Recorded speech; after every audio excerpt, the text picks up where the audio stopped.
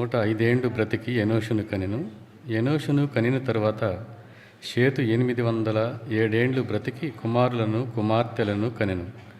షేతు బ్రతికిన దినములన్నీయు 912 అప్పుడు అతడు మృతి పొందెను. అలాగే ఆదికాండము 22వ అధ్యాయము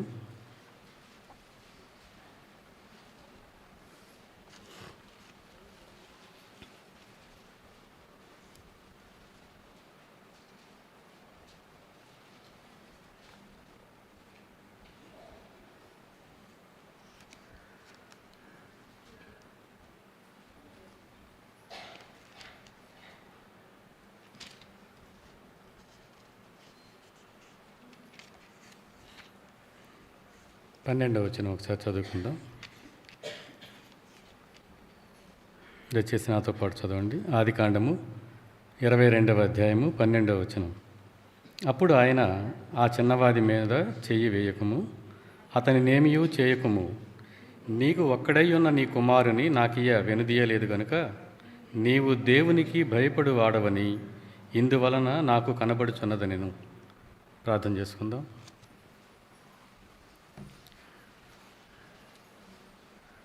దయామయుడ కృపగల మా తండ్రి, మీ పరిశుద్ధ పాదాలకు స్తుతులు స్తోత్రాలు వందనాలు నాయన. మరొక ప్రభుదినంలోకి నన్ను మమ్మల్ని అందరినీ మీరు నడిపించి ఇంతవరకు మీ ఘననామాన్ని స్తుతించడానికి ఆరాధించడానికి మీరు ఇచ్చినటువంటి గొప్ప సమయాన్ని బట్టి వందనాలు స్తోత్రాలు తండ్రి.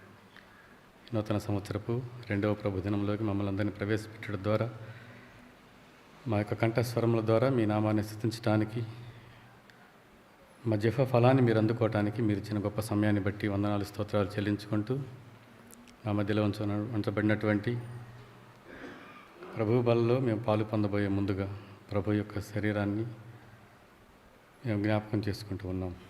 ఆ యొక్క ప్రభు బల చుట్టూ చేరినటువంటి మేము మా మధ్య చదువుబడినటువంటి ఈ కొద్ది లేఖన భాగాలను బట్టి మీ వాక్యపు వెలుగులో నన్ను మేము సరిచూసుకొని మా యొక్క హృదయాలను పరిశోధించుకొని పరీక్షించుకొని మీకు ఇష్టకరమైనటువంటి రీతిగా మీ బలలో పాలు పొందేటువంటి ఆధిక్యతను మాకు మీరు అందించమని వేడుకుంటూ, అపవాదిని వాని క్రియలను యేసు నామములో లయపరచమని కోరుకుంటూ, సుదీర్ఘ విరామం తరువాత మీ బల్ల ఎదుట నిలబడినటువంటి నన్ను మీరు బలపరిచి నాలో ఉన్నటువంటి లోపములన్నీ మీ యొక్క ఆధీనంలోకి తీసుకునడం ద్వారా, నా యొక్క అశక్తతను ఒప్పుకొనడం ద్వారా మీ పాద సన్నిధిలో చేరినటువంటి నన్ను మీ యొక్క కంఠస్వరముగా వాడుకోమని ప్రార్థించుకుంటూ, చేరి ఇచ్చిన ప్రతి ఒక్కరిని బట్టి తండ్రి మీకే కృతజ్ఞతాస్తుతులు చెల్లించుకుంటూ వారి యొక్క మనసును మీ స్వాధీనంలో ఉంచుకున్నామని యేసుక్రీస్తు పరిశుద్ధమైన నామములో ప్రార్థించి వేడుకుంటున్నాము తండ్రి. ఆమేన్. అందరికీ వందనాలు. కొత్త సంవత్సరంలో చేరినటువంటి మనందరికీ కూడా నూతన సంవత్సర శుభాకాంక్షలు. చాలా కాలం తర్వాత దేవుడు మళ్ళీ మన సంఘాన్ని సందర్శించేటువంటి అవకాశాన్ని ఇచ్చాడు. దీన్ని బట్టి దేవునికి కూడా వందనాలు తెలియజేసుకుంటూ,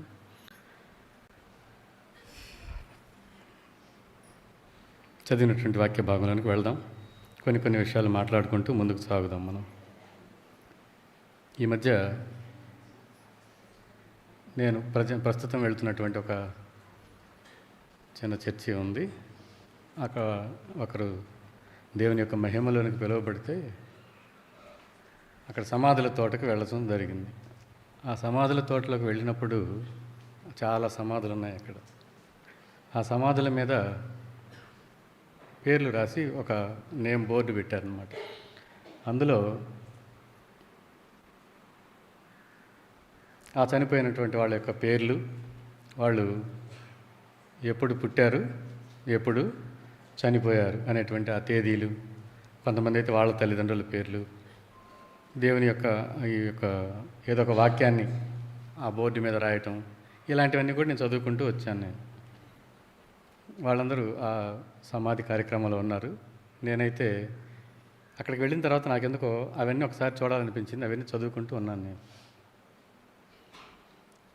గతంలో నూతన సంవత్సరంలో మనం ప్రవేశించినప్పుడు సాధారణంగా నూతన సంవత్సరంలోనికి ప్రవేశించినందుకు దేవునికి వందనాలు చెప్పుకుంటాము. మనందరం కూడా శుభాకాంక్షలు చెప్పుకుంటాము. అయితే ఈ నూతన సంవత్సరంలో అక్కడికి వెళ్ళిన తర్వాత నాకు వచ్చినటువంటి ఆలోచన, నేను ఎప్పుడు కూడా ఆదికాండం 5వ అధ్యాయం చదవను. ఆదికాండం 5వ అధ్యాయంలో ఏముంటుంది? ఆయన కొడుకు ఈయన, ఈయన కొడుకు ఆయన, వంశావళి ఉంటుంది. ఈ ఉన్నటువంటి వాళ్ళందరూ కూడా ఎన్ని సంవత్సరాలు బ్రతికారు అనేది ఉంటుంది. ఎవరు ఎన్ని సంవత్సరాలు బ్రతికితే దానివల్ల చదివితే మనకు వచ్చేటువంటి ఉపయోగం ఏంటి? అంతగా చదవాల్సినంత అవసరం లేదేమో. పైగా వంశావళి చదవాలంటే సాధారణంగా ఎవరికైనా సరే ఆసక్తిగా ఉండదు, బోరు కొడుతుంది. మీకు మనకు అర్థమయ్యే భాషలో చెప్పాలంటే బోరుగా ఉంటుంది. అంటే అంత ఆసక్తిగా ఉండదు దాని మీద. ఆయన ఇన్ని సంవత్సరాలు బ్రతికాడు, ఈయన ఇన్ని సంవత్సరాలు బ్రతికాడు అని. కానీ ఆ సమాధుల తోటలో ఉన్నప్పుడు ఆయన పుట్టిన సంవత్సరము, చనిపోయిన సంవత్సరం, ఇవి రెండు చూసుకుంటూ వచ్చినాయి సమాధుల మీద. చనిపోయిన సంవత్సరంలోంచి పుట్టిన సంవత్సరం తీసివేయాలి మనం. తీసివేస్తే వాళ్ళు ఎన్ని సంవత్సరాలు బ్రతికారు. నేను అక్కడ గమనించింది అదే. ఇంకంతకంటే వాళ్ళ పేర్లు నాకు తెలియదు. కాకపోతే అవి బిబ్లికల్ నేమ్స్ కాబట్టి, బైబిల్ పేర్లు కాబట్టి ఎవరు ఏ పేరు పెట్టుకున్నారనేది మాత్రం గమనిస్తాం అంతే. వాళ్ళెవరో మనకు తెలియదు.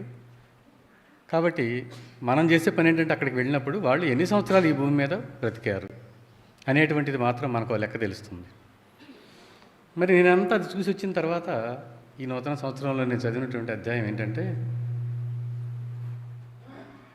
ఎవరో సమాధులు తోటలో చనిపోయినటువంటి వాళ్ళు, నాకు తెలియనటువంటి వాళ్ళు ఎన్ని సంవత్సరాలు బతికారు అనేటువంటిది మాత్రం నేను లెక్కేసుకుని వచ్చాను కదా. కానీ మరి పరిశుద్ధ గ్రంథంలో దేవుడు తనకు తెలిసినటువంటి తన జ్ఞానాన్ని బట్టి రాయించినటువంటి విషయాలన్నీ కూడా పరిశుద్ధ గ్రంథంలో ఏమనుంది? అవన్నీ రాయిస్తే ఈ భూమి సరిపోదు, పట్టదట. అంటే మనకు 62 గ్రంథాలు మాత్రమే 66 గ్రంథాలు మాత్రమే రాయించేటప్పుడు ఏది ముఖ్యమైనదో రాయిస్తాడో, ముఖ్యమైన కానిది అనుకున్నది కూడా రాయిస్తారా? ఏది ముఖ్యమో అదే రాయిస్తారు కదా సాధారణంగా. కాబట్టి ఇది ఆదికాండము 5వ అధ్యాయం కూడా మనము చదవాలి, ఇందులో మనం తెలుసుకోవాలి అనేటువంటిది నాకు అనిపించింది.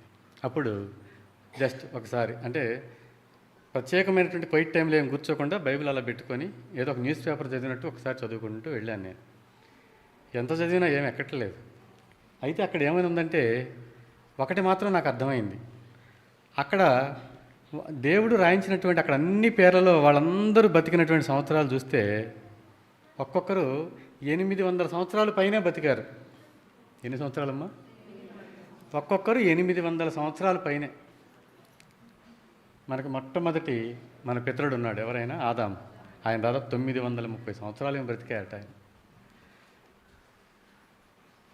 ఇన్ని సంవత్సరాలు బ్రతికినప్పుడు సరే, ఎన్ని సంవత్సరాలు బ్రతికినప్పటికీ కీర్తనాకారుడు ఒక మాట అంటాడు. చూడండి, 89వ కీర్తన 48వ వచనంలో, 89వ కీర్తన 48వ వచనంలో ఏమని ఉందమ్మా? మరణమును చూడక బ్రతుకు నరుడెవడు, పాతాళము యొక్క వశము కాకుండా తన్ను తాను తప్పించుకొనగలవాడెవడు. మరణమును చూడకుండా బ్రతుకు నరుడు ఎవడు? కాబట్టి ఎన్ని సంవత్సరాలు భూమి మీద బ్రతికినప్పటికీ ఏదో ఒకరోజు తనకు ఒక మరణం అనేటువంటిది ఖచ్చితంగా ఉంది. ఇది అందరికీ తెలిసినటువంటి సత్యమే. ఈ ప్రపంచంలో ఉన్నటువంటి వందలాది మతాలు అని చెప్పబడేటువంటివి బోధించేది కూడా అదే. ఏ మనిషి అయినా సరే ఏదో ఒక రోజు చనిపోవలసిందే. మరి మరణాన్ని తప్పించుకున్నటువంటి మార్గం అనేటువంటిది ఒకటి ఉంది కదా. మతానికి మార్గానికి తేడా ఏంటి? భక్తులు దేవుణ్ణి వెతికితే అది మతం, దేవుడే భక్తుల్ని వెతికితే దాన్ని ఏమంటారు? మార్గం. కాబట్టి మనం ఒక మార్గం అనే దాంట్లో ఉన్నాం కదా. మనం ఉన్నటువంటి మార్గములో మరణాన్ని తప్పించుకునేటువంటి మార్గం అని చెప్పుకుంటున్నాం కదా. మరి దేవుడు ఎంతోమంది ఈ భూమి మీద తమ కాలాన్ని ముగించుకొని వెళ్ళిపోయారు. మనందరినీ 2025 అనేటువంటి నూతన సంవత్సరంలోకి ప్రవేశించడానికి ఒక అర్హతనిచ్చాడు. అది మనం సంపాదించుకున్నటువంటి అర్హత కాదు, కానీ దేవుడు మనకిచ్చినటువంటి కృప. దాన్నే పరిశుద్ధ గ్రంథం ఏముంటుందంటే దయా దయా దయా కిరీటం. కాబట్టి ఒక నూతన హితవత్సరములోనికి ప్రవేశించినటువంటి మనము ఎంతోమందికి లేనటువంటి దేవుడిచ్చినటువంటి గొప్ప ఆధిక్యత అయినటువంటి మన జీవితంలో మరొక సంవత్సరం పొడిగింపు అనేటువంటిది ఎంత కీలకమైందో మనం తెలుసుకోవాలి. 800 సంవత్సరాలు మనం బ్రతకాలని కోరుకోలేం. ఎవరైనా పెద్దలు పిల్లల్ని దీవించేటప్పుడు నిండు 100 ఏళ్ళు సుఖంగా ఉండు, సంతోషంగా ఉండు, ఆయురారోగ్యాలతో ఉండని దీవిస్తారు. అక్కడ కొంతమంది అంటారు, అంటే 101వ సంవత్సరంలో నిన్ను పొమ్మనే కదా అర్థం అని అంటారు. అంటే ఎన్ని సంవత్సరాలు ఉన్నా సరే మనిషి యొక్క దీవెన అనేటువంటిది పరిమితమైంది. మరణాన్ని నుంచి తప్పించేటువంటి దేవుని యొక్క దీవెన అయితే శాశ్వతమైనది. కాబట్టి శాశ్వతం వైపు మన నడక సక్రమంగా ఉందో లేదో చూసుకోవడం కోసం దేవుడు 2025వ సంవత్సరాన్ని ముఖ్యంగా నాతో పాటు మీకు కూడా ఇచ్చాడని నేను నమ్ముతున్నాను. అయితే ఈ భూమి మీద ఉన్నటువంటి డాక్టర్లంతా కూడా బాగా పరిశోధన చేసి 100 సంవత్సరాలు బతకట్లేదట ఇప్పుడు మనుషులు. 60 నుంచి 70 సంవత్సరాలు లేదా 72 సంవత్సరాలు సగటు వయసు అని నిర్ణయించారు. అంటే 72 సంవత్సరాల పాటు మాత్రమే మనిషి ఈ భూమి మీద బతుకుతాడు. అంతకంటే ఎక్కువ బతికితే అది బోనస్ అన్నమాట. కొట్టుకెళ్ళిన తర్వాత మనం ఏదైనా వస్తువు కొన్నప్పుడు దాంతోపాటు కొంత కొసరని ఇస్తారు. మిగతా దాన్ని కొసరుగా భావించాలన్నమాట. అంటే మరి 800 సంవత్సరాలు బతికిన వాళ్ళకి కేవలం 70 నుంచి 100 సంవత్సరాలు మాత్రమే బతికేటువంటి మనకి ఎంత తేడా ఉండాలి? చాలా తేడా ఉండాలి. వాళ్ళు ఏంటంటే ఇంకా ఎన్ని సంవత్సరాలు బతుకుతాం మనం? ఇప్పుడు నాకు 48 సంవత్సరాలు. అంటే 800 సంవత్సరాలు బతకాలంటే చాలా టైం ఉంది కదా, ఎన్నో పనులు చేసుకోవచ్చు, టైం ఉంది కదా అనుకోవచ్చు. కానీ మనకు ఇప్పుడున్నటువంటి ఆయుష్ కాలాన్ని కనుక మనం జ్ఞాపకం చేసుకుంటే మనకున్నటువంటి వయసు చాలా తక్కువ. చాలా తక్కువ సమయం ఉన్నప్పుడు మనం చేయాల్సినటువంటి పనుల విషయంలో వేగిరపడాలా, నింపాదిగా ఉండాలా? వేగిరపడాలి, తొందరపడాలి. మనం చేసుకున్నటువంటి పనులన్నీ కూడా చక్కబెట్టుకోవాలి త్వరగా. అయితే మరి 800 సంవత్సరాలు కాదు, కానీ అంత వయసు ఇప్పుడు లేదు. కానీ ఎక్కువ కాలం బ్రతకాలంటే మనం సాధారణంగా ఏమి లేకపోతే మనం చచ్చిపోతాం అనుకుంటాం. ఆహారం లేకపోతే చచ్చిపోతాం అనుకుంటాం. అందుకే మత్తయి సువార్తలో భక్తుడు ఏమన్నాడు? 4వ అధ్యాయం 4వ వచనంలో, మత్తయి సువార్త 4వ అధ్యాయం 4వ వచనంలో ఏమని రాయబడిందమ్మో? మనిషి కుమారుడు రొట్టె వలన మాత్రమే కాదు కానీ దేవుని నోట నుండి వచ్చు ప్రతి మాట వలన జీవించును అని ఉండదు. కాబట్టి మనం జ్ఞాపకం చేసుకోవాల్సింది, మనం రొట్టె తిన్నోళ్ళు మనం, అంటే రొట్టె అంటే ఇక్కడ ఆహారం, అన్నం, మనం తినేది అన్నం తినకుండా ఎంతోమంది ఈ భూమి మీద బతుకుతున్నారు. మనం మాత్రం ఎన్ని తిన్నా అన్నం తింటేనే మనకు బాగుంటుంది. కాబట్టి మనం తినేటువంటి ఆహారం వలన బ్రతుకుతున్నామేమైనటువంటి భ్రమలో ఉంటే తప్పదు. పరిశుద్ధ గ్రంథం ఏం చెప్తుందంటే, అంటే రొట్టె లేకుండా బ్రతకమని చెప్పట్లేదు, కానీ రొట్టె వలన మాత్రమే కాదు కానీ దేవుని నోట నుంచి వచ్చేటువంటి ప్రతి మాట వలన మనం జీవిస్తున్నామట. సామెతల గ్రంథం 4వ అధ్యాయం 4వ వచనంలో మనం ఒక మాట చూద్దాం. అక్కడ కూడా అక్కడేముంది చూద్దాం. ఆయన నాకు బోధించుచు నాతో ఇట్లా నేను, నీ హృదయము పట్టుదలతో నా మాటలను పట్టుకొన నిమ్ము, నా ఆజ్ఞలను గైకొనిన ఎడల. అందరూ చెప్పండి అమ్మా, నా ఆజ్ఞలను అంటే దేవుని ఆజ్ఞలను చెప్పండి.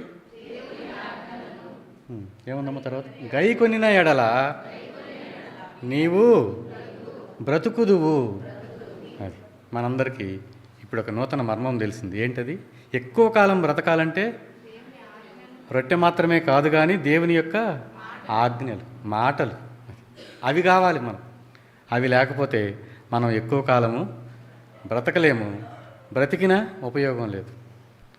మెట్టుకు మనం జ్ఞాపకం చేసుకోవాల్సింది, మనిషిగా ఈ భూమి మీద బతికేటువంటి మనము ఎన్ని సంవత్సరాలు బ్రతికామన్నటువంటిది ఇక లెక్కలో లేదు. ఎందుకంటే అసలుదంతా ఎప్పుడు అయిపోయింది. 900 సంవత్సరాలు, 800 సంవత్సరాలు, 700 సంవత్సరాలు బతికేటువంటి అవకాశం దేవుడు ఇప్పుడు మనిషిగా మనకివ్వాల. 100 సంవత్సరాల నుంచి లోపు చాలా తక్కువ సమయం ఇచ్చాడు. కాబట్టి ఇక నుంచి మనము ఎంతకాలం బ్రతికామనేటువంటిది కాదు, కానీ ఎలా బ్రతికామనేది మాత్రము మనం జ్ఞాపకం చేసుకోవాలి. చూడండి, అందుకే కీర్తనాకారుడు 146వ కీర్తనలో ఒక మాట అంటాడు.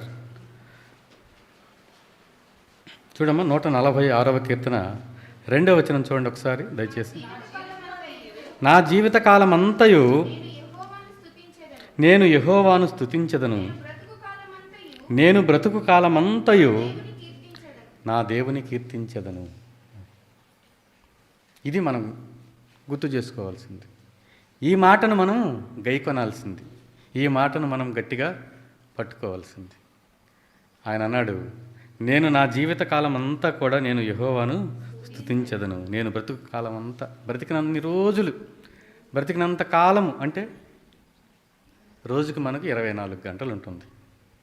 సంవత్సరానికి 3650 రోజులు ఉంటుంది. అంతేనమ్మా, 365 రోజులు ఉంటుంది. 10 సంవత్సరాలకి 3650 రోజులు ఉంటుంది. ఈ యొక్క ప్రతి సమయాన్ని కీర్తనకారుడు ఏం చెప్తాడంటే, నేను దేవుణ్ణి స్తుతించడానికి వాడుకుంటాను అని చెప్తున్నాడు. మరి మనం దేనికి వాడుకుంటున్నాము అనేటువంటిది బ్రతికి ఉన్నటువంటి మనల్ని మనం ప్రశ్నించుకొని దేవుని యొక్క వాక్యపు వెలుగులో మనల్ని మనం గమనించుకోవాల్సినటువంటి అవసరం ఉందన్నమాట.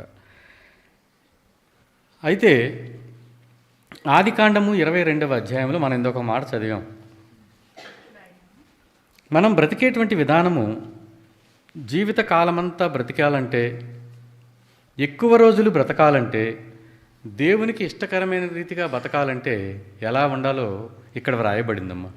ఆదికాండం 22వ అధ్యాయము 12వ వచనం చూడమ్మా. అప్పుడు ఆయన,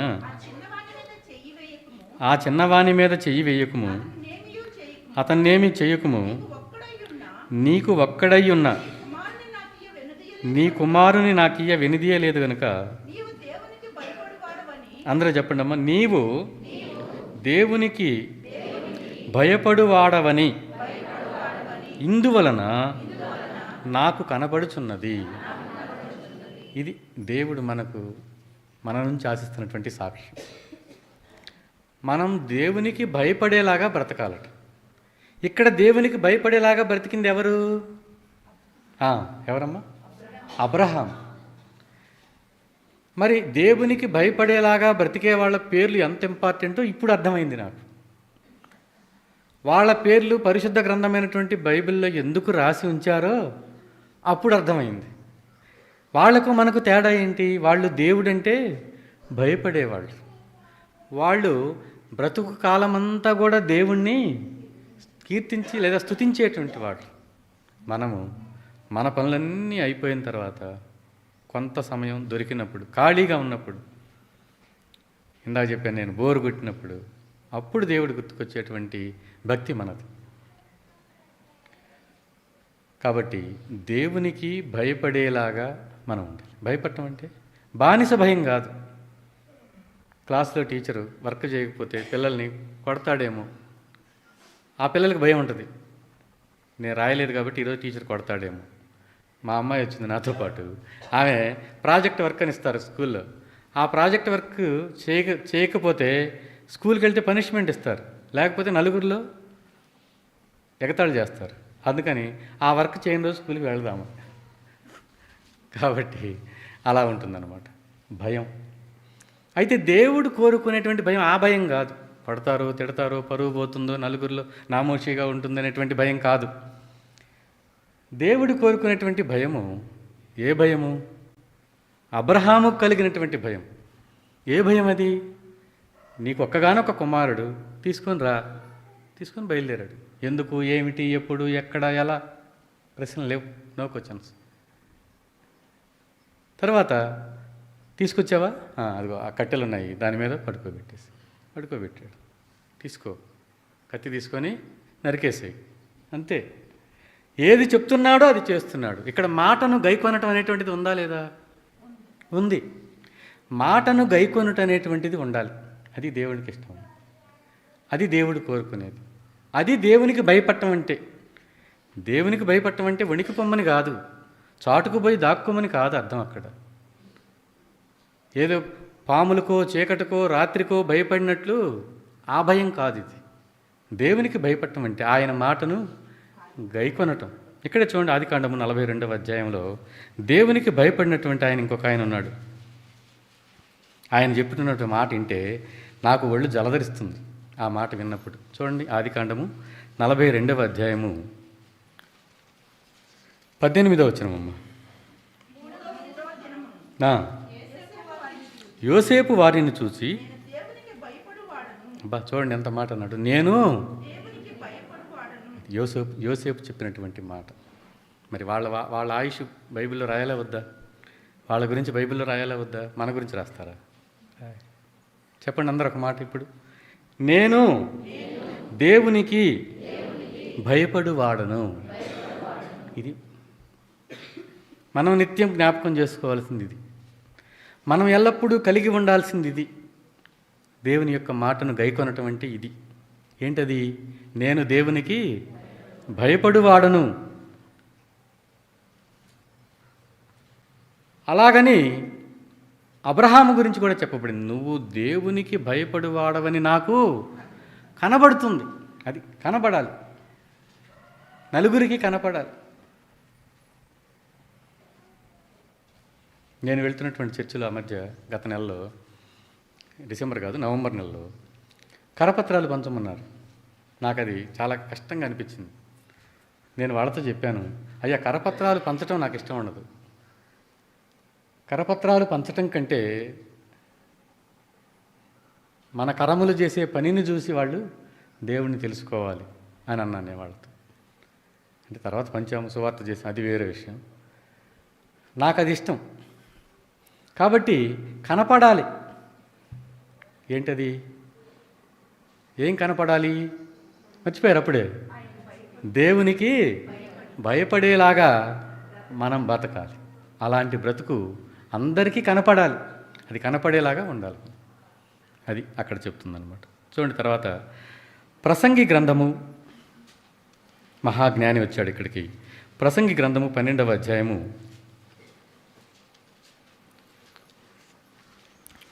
13వ వచనం ఒకసారి చూద్దాం మనం. ఇదంతయు విన్న తరువాత తేలిన ఫలితార్థం ఇదే. ఈ మాట ఎక్కడ రాశారో తెలుసమ్మా? ప్రసంగి గ్రంథం మొత్తం రాసుకుంటూ వచ్చి చివరిలో రాసినటువంటి మాట. చివరిలో మాటకి ఎంత ఇంపార్టెన్స్ ఉంటుందో మీకు తెలుసు కదా. చివరిలో చెప్పినటువంటి మాట అంత సారాంశం అంతకుముందు మనకు మొత్తం 11 అధ్యాయాలు ఉన్నాయి. ఇది 12వ అధ్యాయము. 12వ అధ్యాయం కూడా చెప్పుకుంటూ వచ్చి చివరిలో చెప్పినటువంటి ఒక్క మాట. ఏంటి ఆ మాట? అది ఎంత ఇంపార్టెంటో చూద్దాం, ఎంత ముఖ్యమైనదో చూద్దాం మనం. ఇదంతా విన్న తర్వాత ఈ గ్రంథం మొత్తం, ప్రసంగి గ్రంథం మొత్తం చదివిన తర్వాత తెలిసింది ఇదే అని ఉంది అక్కడ. ఏం తేలిందంటే అక్కడ దేవుని యందు కలిగి ఉండి ఆయన కట్టడలను అనుసరించి నడుచుచుండవలెను. తర్వాత ఏముందమ్మా? 100 ఏళ్ళు బతకాలి, 50 ఏళ్ళు బతకాలి, లేకపోతే 800 ఏళ్ళు బ్రతకాలి అనేటువంటి మానవ కోటికి దేవుడిచ్చినటువంటి విధి అంటే బాధ్యత. ఏంటి ఆ బాధ్యత?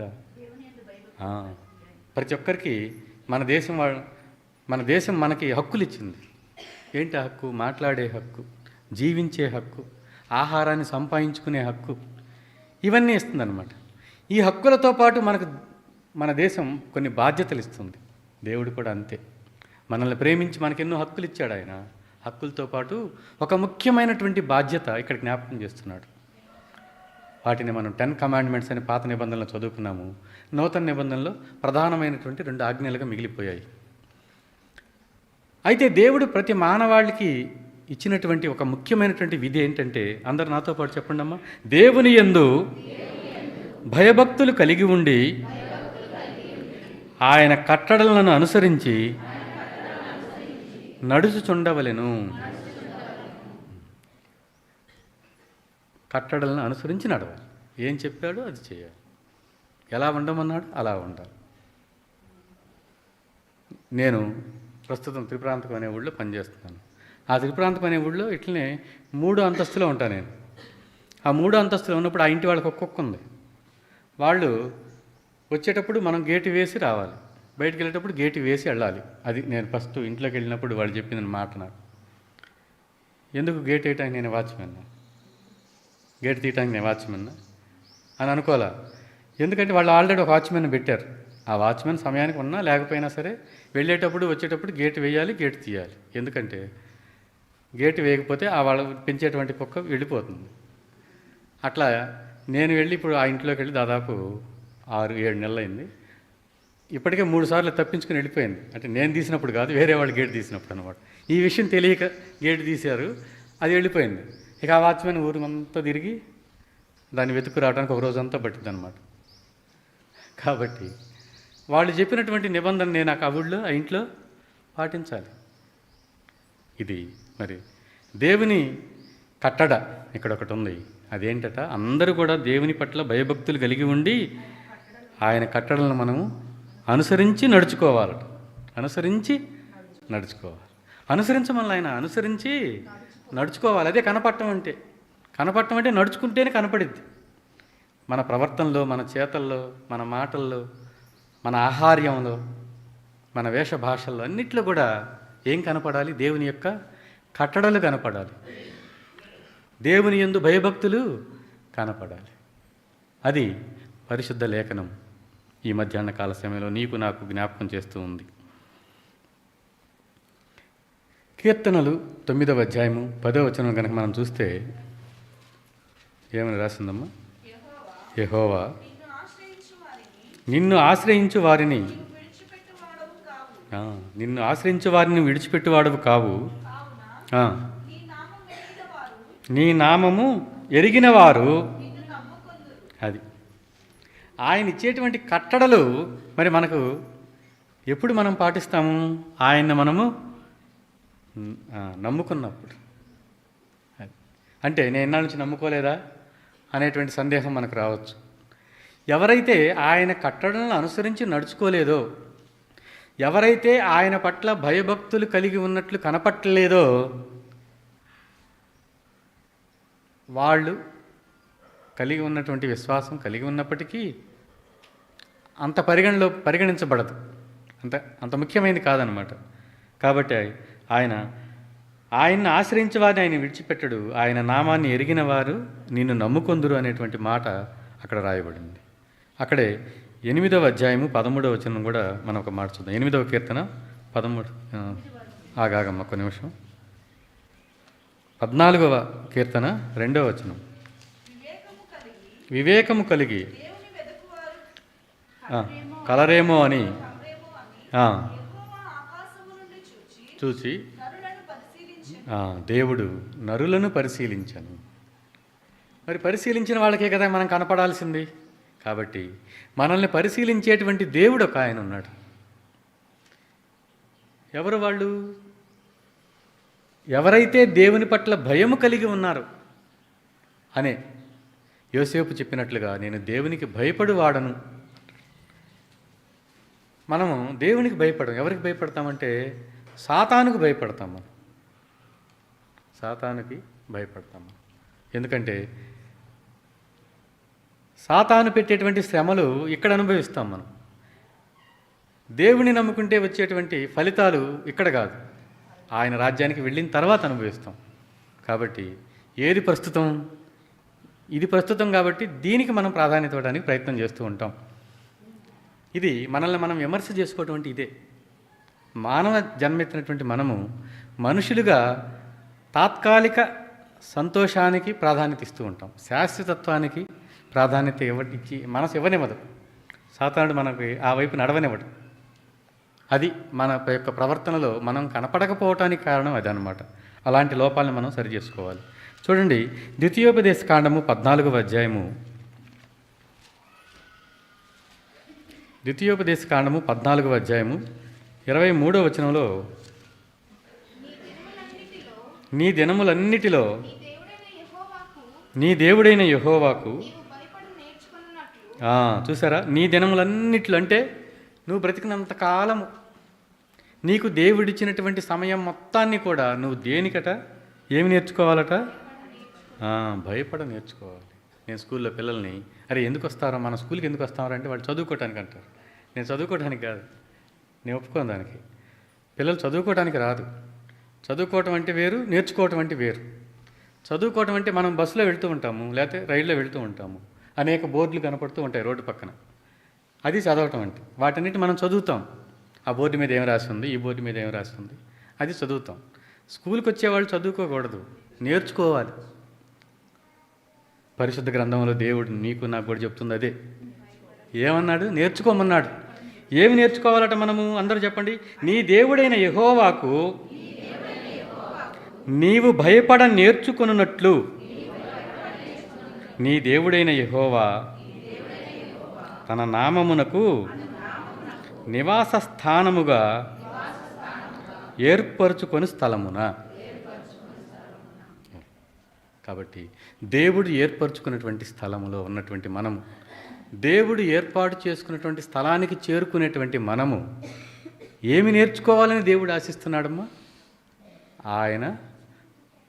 ఆయన పట్ల మనము భయాన్ని నేర్చుకోవాలట. భయం లేకపోతే చెప్పిన మాట వినం. నేనంటే భయం ఉంటే నువ్వు చేస్తావంటారా అంటుంటారు టీచర్లు పిల్లల్ని. నేనంటే భయం లేదు కాబట్టి నువ్వు ఇలా చేసావు అంటుంటారు.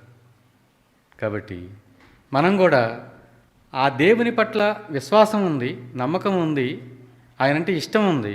కానీ ఎప్పుడైతే ఆయన పట్ల భయం అనేటువంటిది పోతుందో అప్పుడు మనము ఆ శాశ్వతత్వానికి దూరం అవుతాం. కాబట్టి మనం బ్రతుకు దినములన్నీ ఆయన మార్గములో అనుసరించి, ఆయన కట్టడలను అనుసరించి నడుచుకునే వాళ్ళలాగా ఉండాలంటే ఆయనంటే మనకు ఏమి నేర్చుకోవాలంటే భయము నేర్చుకోవాలనేటువంటి మాట అక్కడ వ్రాయబడుతుందన్నమాట.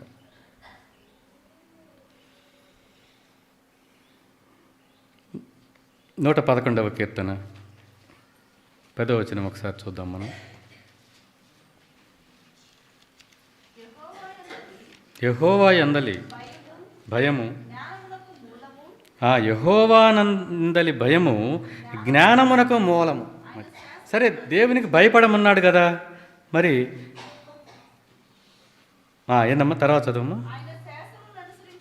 ఆయన శాసనములను అనుసరించు వారందరూ మంచి వివేకము కలిగేవారు, ఆయనకు నిత్యము స్తోత్రము కలుగుచున్నది. కాబట్టి ఎవరైతే యెహోవా యందు భయం కలిగి ఉంటారో, ఇప్పటిదాకా నువ్వు భయం కలిగి ఉండు, నువ్వు భయం కలిగి ఉండు, భయం కలిగి ఉండు అని చెప్తున్నాం కదా, మరి భయం కలిగి ఉంటే నాకు వచ్చేటువంటి లాభం ఏంటి? అక్కడ కీర్తనకారుడు ఏమని చెప్తున్నాడు మనకి? ఎవరైతే దేవుని పట్ల భయం కలిగి ఉంటారో అది జ్ఞానానికి మూలం. ఆయన శాసనం లేదు, ఆయన కట్టడలన్నా శాసనములన్నా ఒకటే. ఆయన శాసనాలను ఎవరైతే అనుసరిస్తారో వాళ్ళందరికీ ఏం కలుగుతుందట? మంచి వివేకము కలుగుతుంది. కాబట్టి మంచి వివేకము కలిగిన వాళ్ళు దేవుడిని వెతుకుతారు. ఇందాక ఆయన అన్నాడు కదా, ఎవరు నన్ను వెతుకుతారో అని దేవుడు పరిశీలిస్తున్నాడని. అప్పుడు ఆయన మనల్ని వెతుకుతున్నప్పుడు మనం ఆయన కనపడతాం అన్నమాట. కాబట్టి దేవుని పట్ల భయము కలిగి ఉండుట మనకు కలిగేటువంటి లాభం ఏంటి? అందరూ చెప్పండి. జ్ఞానం. ఏ జ్ఞానం అది? అజ్ఞానం కాదు, దేవునికి సంబంధించినటువంటి పరలోక సంబంధమైనటువంటి జ్ఞానం. మనం నేర్చుకోవాల్సింది అది. మన శాశ్వత స్థానం అది, మన గమ్యస్థానం అది. మనం సంపాదించుకోవాల్సినటువంటి సంపాదన అంతా కూడా అక్కడ ఉండాలి. అది ఆయన చెప్తుంది. ఎంత కష్టపడినా చివరికి తెలుసుకునేది కూడా అది. ప్రసంగి భక్తుడు చెప్పినట్లుగా ఫలితార్థం ఇదే. అక్కడ సంపాదించుకుందే శాశ్వతం, కానీ మిగతాది ఏది కూడా శాశ్వతం కాదనేటువంటి విషయాన్ని పరిశుద్ధ గ్రంథం చెప్తుంది. చూడండి, ఇదే మాట మనం సామెతలు 9వ అధ్యాయంలో కూడా రాయబడుతుంది. చూడండి, సామెతలు 9వ అధ్యాయం 1వ వచనంలో జ్ఞానము నివాసమును కట్టుకొని చెక్కుకునేది. ఇక్కడ మనకి ఇద్దరు అమ్మాయిలు ఉన్నారనమాట. ఈ ఇద్దరు ఆడపిల్లలు ఏం చేస్తున్నారో చూద్దాం మనం. వాళ్ళు మనల్ని పిలుస్తూ ఉన్నారు. రమ్మని. దేనికి? మన కోసం ఏం సిద్ధం చేశారో చూద్దాం మనం. చదువమ్మా.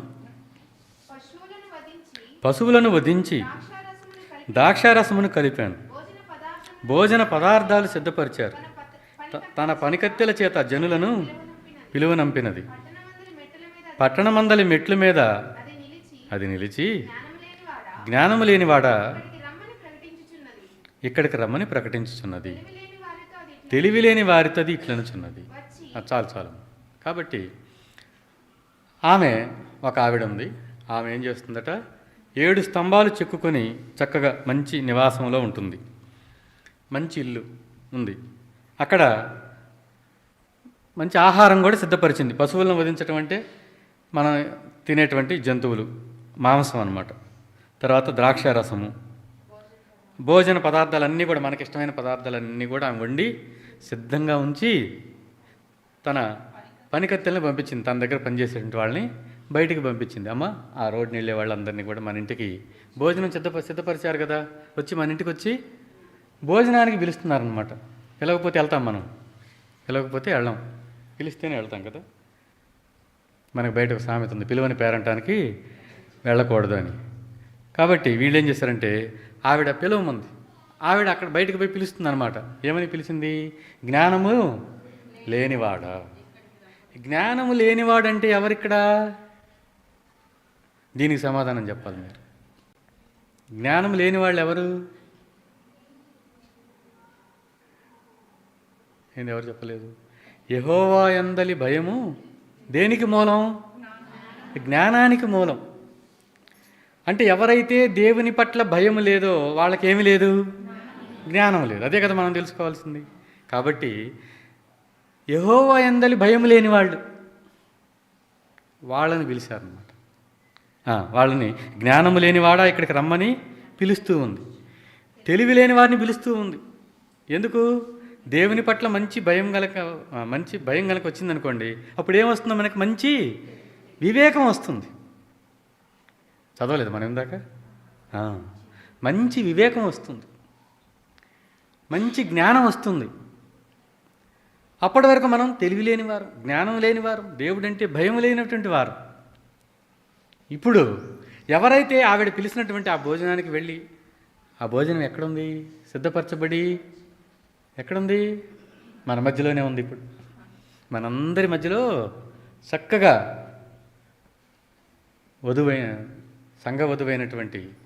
సంఘ వధువు కోసం తయారైనటువంటి ఆ గొర్రెపిల్లని వధించి భోజన రూపంలో మనందరి మధ్య ఉంచినటువంటి ఆ భోజనానికి మనందరినీ పిలుస్తున్నారు.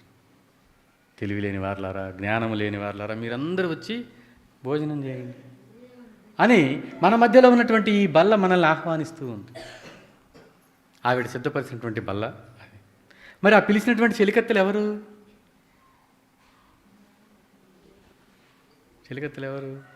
దైవ సేవకులు, మాస్టర్ లాంటి వాళ్ళు అన్నమాట. కాబట్టి అక్కడికి వెళ్ళి మనము ఆ భోజనాన్ని తీసుకోవాలి. తర్వాత ఇక్కడ మనం చేయాల్సినటువంటి పని ఇంకోటి ఉంది. చదువు తర్వాత 5వ వచనం నుంచి, వచ్చి నేను సిద్ధపరిచిన ఆహారమును భుజించుడు. మా ఇంట్లో భోజనం రెడీగా ఉంది, రండి తినండి, వచ్చి తినండి. తర్వాత నేను కలిపిన ద్రాక్షారసమును పానము చేయుడి. కలిపారా? ద్రాక్షారసం కలిపారా? భోజనం సిద్ధపరిచారా? మనందరి మధ్యలో ఉంచారా? ఉంది కదా. మరి ఇప్పుడు ఆ భోజనానికి వెళ్ళబోయే ముందు మనము తెలివి లేని వారంగా ఉన్నామా, జ్ఞానం లేని వారంగా ఉన్నామా, దేవుడంటే భయం లేనటువంటి వారంగా ఉన్నామా అని పరిశీలన చేసుకొని అక్కర్లేదా? తర్వాత చదువమ్మా. ఇక మీదట మనం ఈరోజు ఆ ప్రభువు బల్లలో పాలు పొందబోయే ముందుగా, ఆ ప్రభువు నీ కొరకు నా కొరకు సిద్ధపరిచినటువంటి ఆ భోజనపు బల్లలో ఆహారం తీసుకొనబోయే ముందుగా మనం తెలుసుకోవాల్సినటువంటి విషయం ఏంటి? ఆయన మనకిచ్చినటువంటి కట్టడ ఏమిటి? ఆయన మనకిచ్చినటువంటి ఈ నిబంధన ఏమిటో మనం తెలుసుకోవాలి. ఏంటంటే అందరూ చెప్పండి. ఇక జ్ఞానము లేని వారయ్యుండక బ్రతుకుడి. అంటే అర్థం ఏంటి? అంటే ఇక నుంచి మీరు జ్ఞానం లేకుండా బ్రతకూడదు, జ్ఞానాన్ని కలిగి ఉండి బ్రతకాలి అని అర్థం. ఏమై రైట్? అంతే కదమ్మా. కాబట్టి జ్ఞానాన్ని కలిగి ఉండి బ్రతకాలి. జ్ఞానం కలిగి ఉండాలంటే మనకేం లేదని, జ్ఞానం లేకపోతే యెహోవా యందు భయం లేదని. కాబట్టి మనకు ఉండాల్సినటువంటి భయము అబ్రహాము కలిగి ఉన్నటువంటి భయములాగా ఉండాలి. మనకు ఉండాల్సినటువంటి భయము యోసేపు కలిగినటువంటి భయములాగా ఉండాలి. యోసేపు చెప్పినటువంటి సాక్ష్యాన్ని మనందరం చెప్పగలగాలి ఆ బల దగ్గరకు పోయినప్పుడు. నేను దేవునికి భయపడువాడను, అంతేగాని చివర కాను అని పెట్టుకోకూడదు. నేను భయపడువాడను కాను అని పెట్టుకోకూడదు. సాతానుకు చెప్పాలి నేను భయపడువాడను కాను అని. అంత ధైర్యం మనకు లేదు ఇప్పుడు కదా. కాబట్టి ఇంకక్కడేం రాసిందమ్మా, తెలివి కలుగజేయు మార్గములో అది చక్కగా నడవాలి. మంచి వివేకము కలిగి నడక, చక్కగా నడవాలి. అటుపోకుండా ఇటుపోకుండా, దారి తప్పిపోకుండా, దారి మీరకుండా, ఆజ్ఞ అనుసరించకుండా అలా ఉండకూడదు. తర్వాతమ్మా ఇక్కడ కాబట్టి మీరందరూ రండి, చక్కని జ్ఞానం అనేటువంటి భోజనం ఉంది. చక్కని ఎన్వి అంటారు ఇంగ్లీష్లో, నాన్ వెజిటేరియన్ మీల్స్ అంటారు. నిన్న ఒకటి చెప్తున్నాడు, ఈ క్రైస్తవుల్ని విమర్శిస్తూ అతను చెప్తున్నాడు అనమాట. క్రైస్తవులు ఉన్నారే, మనం పెట్టిన ప్రసాదం వాళ్ళు తీసుకోరు, వాళ్ళ దేవుడిని వాళ్ళు ముక్కలు చేసుకొని తింటారు అని చెప్తున్నాడు వాడు. కాబట్టి వాళ్ళ విమర్శలకు మనం కుంగిపోకూడదు. కానీ ఇక్కడ మనం తెలుసుకోవాల్సింది, ఆ ఆహారాన్ని ఎవరైతే భుజిస్తారో వాళ్ళకి జ్ఞానం వస్తుంది. జ్ఞానము దేవుని పట్ల భయాన్ని కలుగజేస్తుంది. ఆ భయము దేవునిలో దీర్ఘాయుష్మంతుడుగా నడిపిస్తుంది అన్నమాట. 13వ వచనం చదువు అక్కడే. అయితే ఇంకొక ఆమె ఉంది, ఇంకొక ఆమె మనల్ని భోజనాన్ని పిలుస్తుంది, రండి రండి అని. చూడమ్మా, బుద్ధిహీనత అనున్నది బొబ్బలు పెట్టున్నది, అది కాముకురాలు, దానికి తెలివి లేదు, అది కూడా తన ఇంటి వాకిట కూర్చుంది. అయితే ఆవిడ ఏం చేస్తుందంట చూడమ్మా, ఊరి రాజవీధుల్లో పీఠం మీద కూర్చుంది. ఆ దారిని పోయే వాళ్ళందరినీ చూసి, ఆ ద్రోవలో చక్కగా వెళ్ళేవాళ్ళు ఎవరు? తెలివి కలగజేయు మార్గంలో చక్కగా నడిచేవాళ్ళని, వాళ్ళందరిని చూసి చెడగొట్టాలి. రండి రండి రండి, ఓ జ్ఞానం లేనివాడా, ఇక్కడికి రమ్మని వారిని పిలుస్తుంది. అది తెలివి లేనివాడు ఒకడు వచ్చుట చూసి, వాళ్ళు ఏం చెప్తున్నారన్నమాట, దొంగిలించిన నీళ్లు తీపి, చాటున తినిన భోజనం రుచి అని చెప్పాను. చాలు. కాబట్టి ఇక్కడ ఏం రాసిందో చూసారా, ఇది సిద్ధపరిచిన భోజనం కాదు, దొంగిలించిన భోజనం. ఈ రెండో ఆవిడ పిలిచేటువంటి, ఆ రెండో ఆవిడ పెట్టేటువంటి భోజనము తన భోజనం కాదు. అది మనకు బలాన్నిచ్చే భోజనం కాదు, అది మనకు జ్ఞానాన్నిచ్చే భోజనం కాదు, అది మనకు దేవుని పట్ల భయంతో కూడినటువంటి నడతను నేర్పేటువంటి భోజనం కాదు. మనం గనక ఆ భయం లేకుండా దేవుని యొక్క ఆహారాన్ని గనక పాలు పొందాలని మనం ప్రయత్నిస్తే ఆహారంతో సమానం అవుతుంది అది. కాబట్టి మనము దేవుని యొక్క శరీరంలో పాలు పొందులు పొందేటప్పుడు మనల్ని మనం పరిశోధన చేసుకోవాలి. చక్కని మార్గంలో మన నడక ఉందా లేదా, ఆయన ఇచ్చినటువంటి జ్ఞానము, ఆయన పట్ల భయము మనకున్నాయా లేవనేటువంటి విషయాన్ని మనకు మాదిరికరంగా ఉన్నటువంటి పాత నిబంధన భక్తులైనటువంటి ప్రతి ఒక్కరూ, మన ఇద్దరి గురించి చదువుకున్నాం, మనం తెలుసుకుంటే అక్కడ రాయబడిన వాళ్ళందరి జీవితంలో ఎక్కడొక చోట దేవుడంటే భయపడ్డారు. వాళ్ళు భయపడిన జీవితాంతం. కానీ ఆ భయం గురించి రాసినటువంటి సందర్భాలు చాలా ఉన్నాయి. అవన్నీ మనం చెప్పుకున్నటువంటి సమయం కాదు ఇది. కాబట్టి నేను మెట్టుకు ఇద్దరి గురించే మనం చెప్పుకున్నాము. కాబట్టి అక్కడ పెట్టేటువంటి భోజనము దొంగిలించింది, ఎక్కడి నుంచో తీసుకొచ్చింది. అది వాళ్ళ ఇంట్లో సొంత భోజనం కాదు. అది ఏం చెప్తుంది, దొంగిలించిన నీళ్లు తీయగా ఉంటుంది మా ఇంట్లో భోజనం, చాటున తిన్న భోజనం, చాటుకెళ్ళి తినమంటున్నారు అన్నమాట. కాబట్టి మనది చాటు కాదు, డైరెక్ట్గా ఉండాలి. ఏదైనా సరే కంటికి కనపడేలాగా ఉండాలి. అబ్రహాము ప్రవర్తనలాగా, యోసేపు ప్రవర్తనలాగా కంటికి కనపడేలాగా మన ప్రవర్తన ఉండాలి. కంటికి కనపడేలాగా మన భయాన్ని, జ్ఞానాన్ని మనం ప్రదర్శించాలి. మన నడవడికి ఎలా ఉండాలట, మంచి వివేకము కలిగి చక్కని దారిలో, చక్కని మార్గములో నడవాలట. అప్పుడు మనము ప్రభువు బలలో పాలు పొందేటువంటి అర్హతను దేవుడు నీకు నాకు ఇస్తున్నాడు. కాబట్టి స్వయంగా వంట చేసి వడ్డించి తన జ్ఞానాన్ని అందించేటువంటి దేవుని వైపు మనం మన నడకను సాగించాలని ప్రభువు వల్ల మనల్ని హెచ్చరిస్తూ ఉంది. ఇంకో మాట మనం చూద్దాం. కీర్తనల గ్రంథము 18వ కీర్తన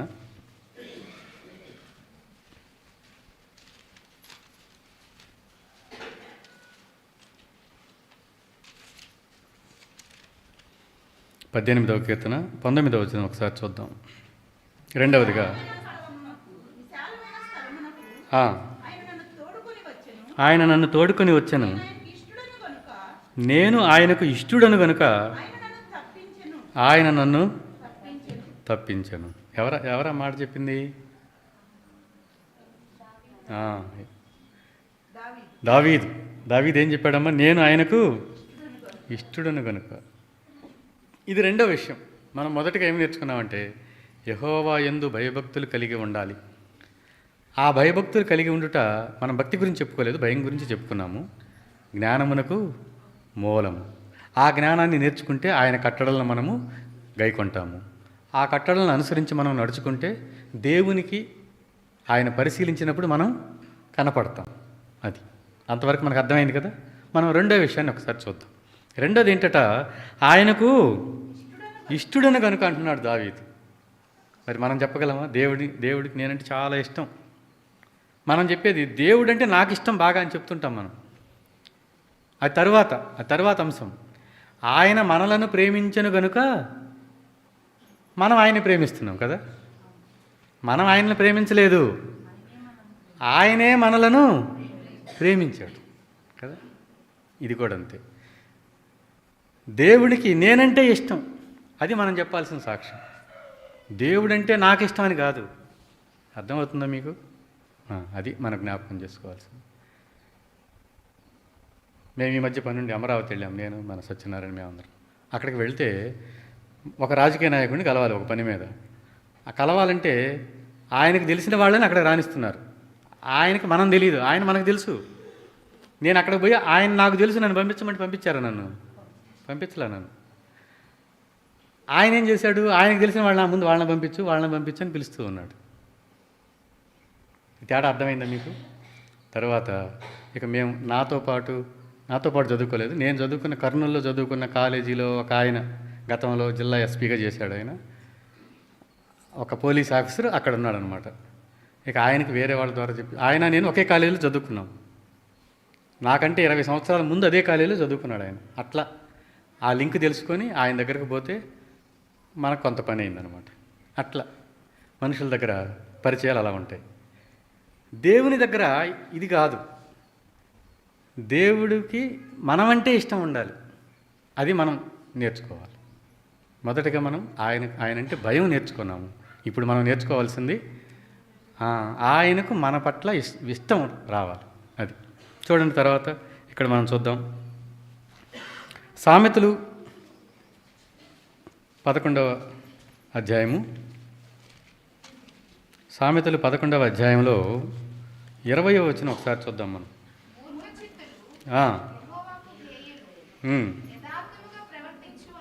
యథార్థముగా ప్రవర్తించువారు ఆయనకిష్టులు. మూర్ఖచిత్తులు అంటే ఎవరో దొంగిలించిన భోజనం కోసం ఆశపడేవాళ్ళు, ఎవరో ఈ భోజనం తీయగా ఉంది అని వాళ్ళ ఇంట్లో కాని భోజనాన్ని పెడితే ఆశపడేటువంటి వాళ్ళు.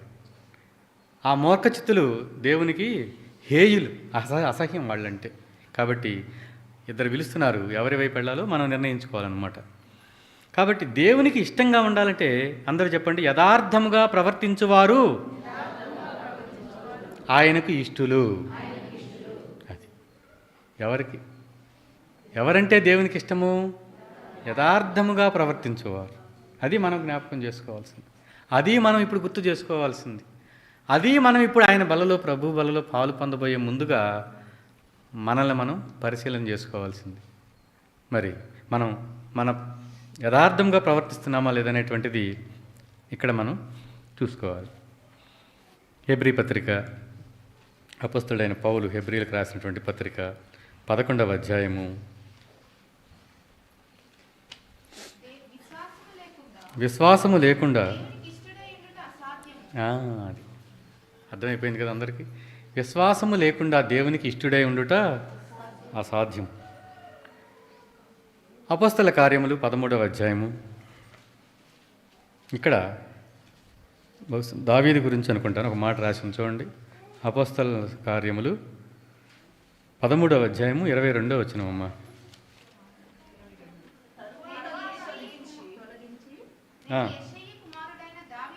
నేను యెష్షయి కుమారుడైన దావీదును కనుగొంటిని,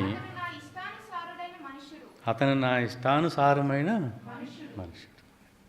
అందుకే దేవుడు దావీదు గురించి ఆయన నా ఇష్టానుసారుడైన మనుషుడు అని చెప్పాడు. కాబట్టే దావీదు మనకేం చెప్పాడు? నేను దేవునికి ఇష్టమైన వాడిని కదా. మాకు కూడా స్కూల్లో పిల్లలు చాలామంది ఉంటారు. క్లాస్కి 20 మంది, 30 మంది, 40 మంది అలా ఉంటారు. అందరంటే ఇష్టం ఉండదు. ఎవరో ఒకరో, ఇద్దరో, ముగ్గురు. అందరిని ఇష్టపడాలంటే కష్టం. అయితే దేవుడు మాత్రం అందరినీ ఇష్టపడే అవకాశం ఇచ్చాడు. అందరినీ దేవుడు ఇష్టపడాలంటే మనం ఎలా ఉండాలి? ఆయన రాశాడు కదా, యథార్థముగా ప్రవర్తిస్తే ఆయనకి ఇష్టంగా ఉంటాం మనం. అది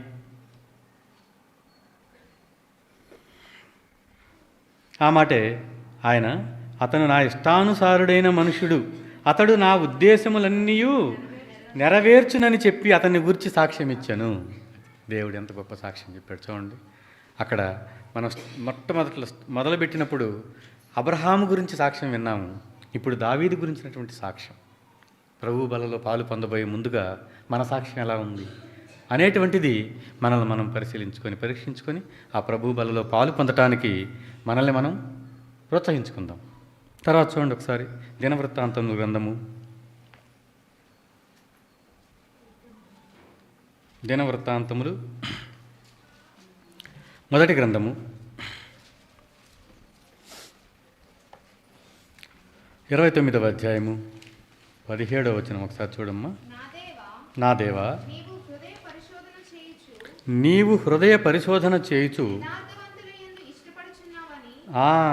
యథార్థవంతుల యందు ఇష్టపడుచున్నావని నేను ఎరుగుదును. నేనైతే యథార్థ హృదయము గలవాడనై ఇవన్నీ మనఃపూర్వకముగా. ఇప్పుడు అది మనల్ని మనం పరిశీలించుకోవాల్సినటువంటి వాక్యం ఇదే. దేవుడు నీకు నాకు జ్ఞాపకం చేసుకున్నటువంటి వాక్యం ఇదే. ఏంటది? నా దేవా, ప్రభు బలలో పాలు పొందబోయే ముందుగా నువ్వు నేను చేసుకోవాల్సినటువంటి ప్రార్థన, ఆయన పాద సన్నిధిలో మనం చేయాల్సినటువంటి అంగీకారం ఏంటది? నా దేవా, నీవు హృదయ పరిశోధన చేయుచు యథార్థవంతుల యందు ఇష్టపడుచున్నావని నేను ఎరుగుదును. నాకు తెలిసింది కదా. ఇప్పుడు అది అందరికీ తెలుసుకున్నాం మనం. కాబట్టి ఇప్పుడు మనం ఏం చెప్పాలి? నేనైతే, అందరూ చెప్పండి, నేనైతే యథార్థ హృదయము గలవాడనై ఇవన్నీ మనఃపూర్వకముగా ఇక్కడ ఇచ్చి ఉన్నాను అని ఉంది. ఇవ్వాలి. మనం ఏమి ఇవ్వాలి?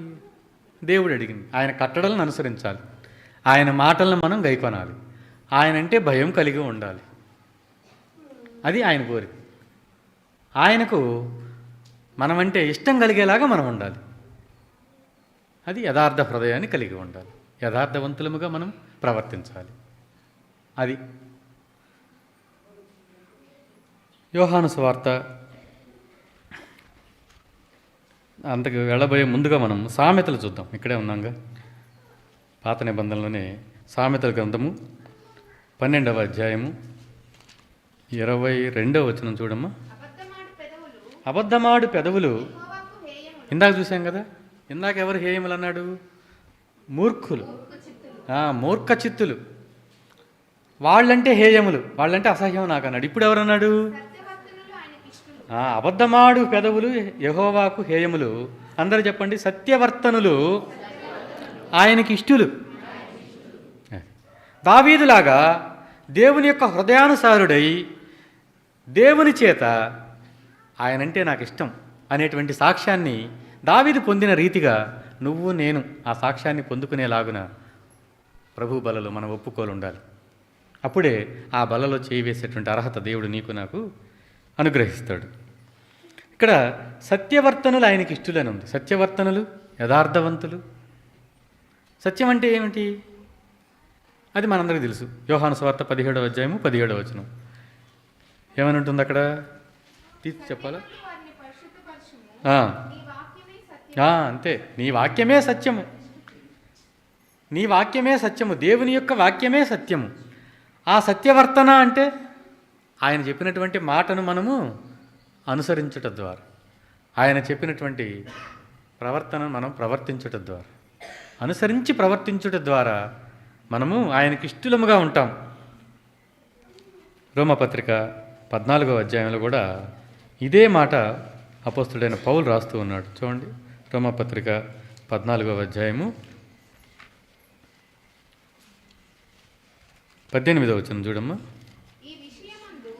ఈ విషయమందు క్రీస్తునకు దాసుడైన వాడు.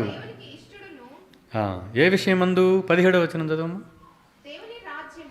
దేవుని రాజ్యము భోజనమును పానమును కాదు కానీ నీతిని సమాధానమును పరిశుద్ధాత్మయందలి ఆనందమునై ఉన్నది. ఈ విషయమందు క్రీస్తునకు దాసుడైన వాడు దేవునికి ఇష్టుడును, మనుషుల దృష్టికి యోగ్యుడునై ఉంటాడు. కాబట్టి దేవునికి ఎవరైతే ఇష్టంగా ఉంటారో వాళ్ళని చూసి మనం కష్టంగా ఉండకూడదు. వాళ్ళు మనుషుల దృష్టికి ఎలా ఉంటారు? యోగ్యులుగా ఉండాలి. ఎవరైతే దేవుడు చెప్పింది చెప్పినట్టు తమ ప్రవర్తనను మార్చుకుంటారో అలాంటి వాళ్ళని చూసి సాటి మనుషులుగా, సాటి విశ్వాసులుగా, సాటి వ్యక్తులుగా, సాటి సహక్రైస్తవులుగా మనం వాళ్ళ యొక్క ప్రవర్తన పట్ల వాళ్ళ యోగ్యతను మనం ఒప్పుకొని వాళ్ళతో పాటు కలిసి దేవునిలో మనం నడవాల్సినటువంటి వారంగా ఉంటూ ఉన్నాం అన్నమాట. యోహాను సువార్త 8వ అధ్యాయము 29వ వచనంలో ఒక మాట అక్కడ రాయబడింది, చూద్దాం మనం. యోహాను సువార్త, నన్ను పంపినవాడు నాకు తోడై ఉన్నాడు, ఆయనకి ఇష్టమైన కార్యము.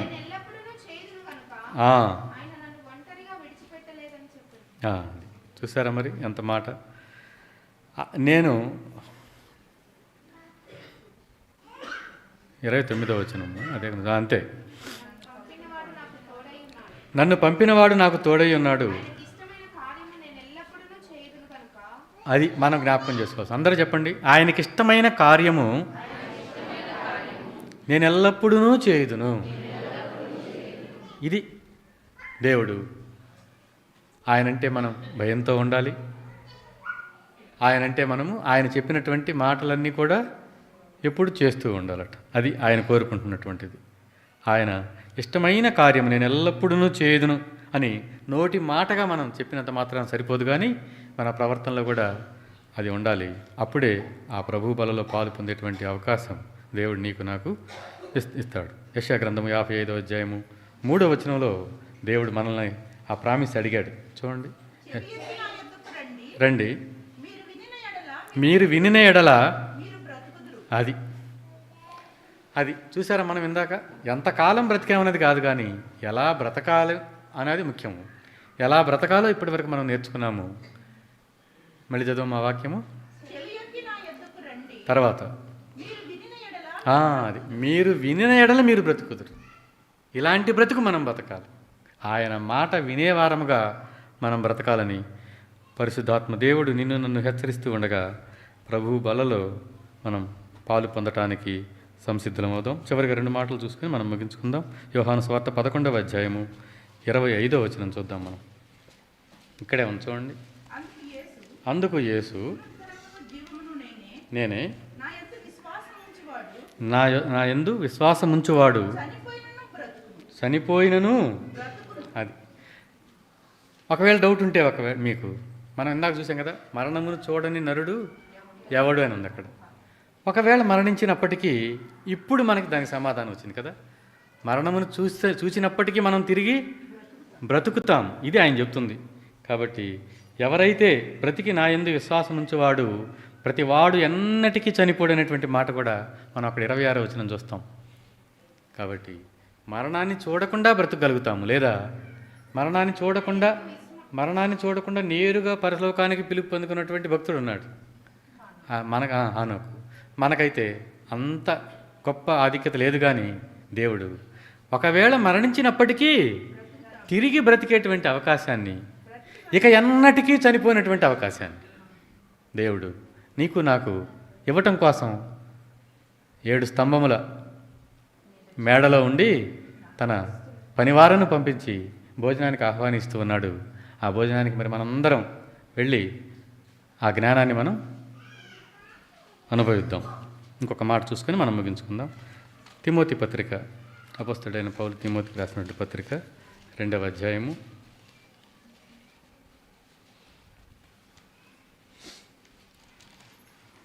11వ వచనం చదువమ్మా. స్త్రీలు మౌనముగా ఉండి సంపూర్ణ విధేయతతో ఈ మాట నమ్మదగినది ఏదనగా మనం ఆయనతో చనిపోయిన వారమైతే ఆయనతో కూడా బ్రతుకుదుము. అది ఈ మాట నమ్మదగినది. ఒకవేళ మీకు ఏదైనా సందేహం ఉందేమో, ఇదేంటి మనిషి చనిపోతాడు కదా, చనిపోయినను బ్రతుకునైనా ఉందేంటి, ఇక ఎన్నటికీ చనిపోయిన మళ్ళీ రాయించాడేంటి అనేటువంటి సందేహం అక్కర్లా. పరిశుద్ధ లేఖనంలో దేవుడు ఆయుష్ గురించి రాయించినప్పుడు ఎందుకులే అనుకున్నటువంటి నాకు ఇంత గొప్ప పాఠం నేర్పించాడు. కాబట్టి ఆ పాఠం వెనక దాగినటువంటి మర్మము ఈ వాక్యాల్లో ఉన్నది. అదే నేను మీతో పంచుకోవాలని ఈరోజు అనుకున్నాను. కాబట్టి అక్కడ నమ్మదగిన మాట ఏంటంటే, చనిపోయిన వారమైతే ఆయనతో కూడా బ్రతుకుదుము. ఇంకో మాట కూడా ఉంది అక్కడ, సహించిన వారమైతే ఆయనతో కూడా. ఇందాక శ్రమల గురించి ఆరాధనలో మాస్టర్ చెప్పారు. సహించాలి, సహిస్తే ఆయనతో కూడా ఏలుదుము. ఆయనను ఎరుగమంటే మనల్ని ఆయన ఎరుగనను, మనము నమ్మదగని వారమైనను ఆయన నమ్మదగిన వాడుగా ఉండును. ఆయన తన స్వభావమునకు విరోధముగా ఏదియూ చేయలేడు. అంటే ఇప్పుడు దాకా మనం చెప్పుకున్నటువంటి మాటలన్నీ కూడా మన పట్ల సత్యములవుతాయి. కాబట్టి సత్యవర్తనులుగా ఉండి ఆయనకి ఇష్టలుగా ఉండి ఆయనంటే భయము కలిగి ప్రభు బలలో పాలు పొందటానికి సిద్ధపడదాము. ఇందుకు ముందుగా 2 మాటలు. దాదాపు సంవత్సరం దాటిపోయింది నేను మన సంఘాన్ని సందర్శించి. కొన్ని శ్రమలు, శోధనలు, అలాంటి అవకాశాలు, ఎన్నో సమస్యలు, అవకాశం రాకపోవటం, వచ్చినప్పటికీ ఏముందులని మీరిపోవటం, ఇలాంటివి జరిగాయి. కాబట్టి చాలా రోజుల తర్వాత వచ్చినందుకు నేను మీ అందరికీ ఈ ప్రభు బల సమక్షంలో క్షమాపణ చెప్తున్నాను. ఎందుకంటే మాట అనేటువంటిది ఎంత ముఖ్యమో మనం ఇప్పుడు దాకా చెప్పుకున్నాం. ఆ మాటను నేను కనీసం నెలకు 2 సార్లైనా ప్రభు మన మందిరానికి రావాలని అనుకున్నాను, రాలేకపోయాను. అందుకని నేను మిమ్మల్ని క్షమాపణ అడిగాను. దేవుడు కూడా నన్ను క్షమించాడని నేను అనుకుంటున్నాను. అందుకే ఈరోజు తిరిగి మన సంఘంతో కలిసేటువంటి అవకాశాన్ని దేవుడు ఇచ్చినందుకు దేవునికి వందనాలు తెలియజేసుకుంటూ, నేను వచ్చినా రాకపోయినా మా సంఘస్థుడు, మా సహోదరుడు అనుకొని నేను కష్టాల్లో, ఇబ్బందుల్లో, ఇరుకుల్లో అనేకంలో ఉన్నప్పుడు నా గురించి, నా కుటుంబం గురించి, మా బిడ్డల గురించి మీరు మీ ప్రార్థనలు చేశారు. అందును బట్టి మీ అందరికీ వందనాలు తెలియజేసుకుంటున్నాను. తర్వాత ఆయన కార్యములు నెరవేర్చేటువంటి విషయంలో మరి కొంత పిలుపు అనేటువంటిది జరుగుతూ ఉన్నది. దాని కొరకు కూడా మీరందరూ నా గురించి ప్రార్థన చేయండి. దేవుని చిత్తం అయితే ఆ మార్గంలో నడవటానికి కూడా దేవుడు అవకాశం ఇస్తాడేమో చూడాలి. సరే, ఏదైనా నేను పూర్తిగా చెప్పలేకపోతున్నాను.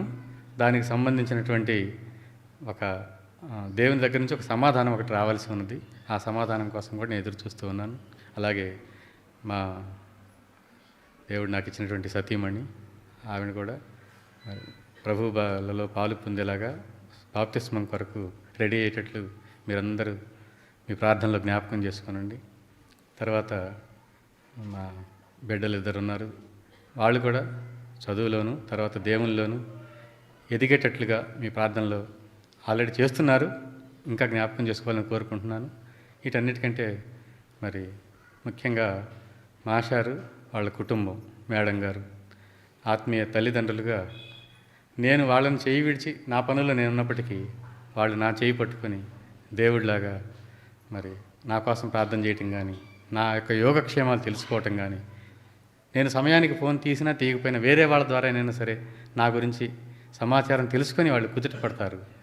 మరి ఇలాంటి ఆత్మీయ తల్లిదండ్రులు ఇచ్చినందుకు కూడా దేవునికి నిజంగా కృతజ్ఞతలు తెలియజేసుకుంటూ మరి మనందరం కూడా ప్రభు బలలో పాలు పొందడానికి సిద్ధపడదాం.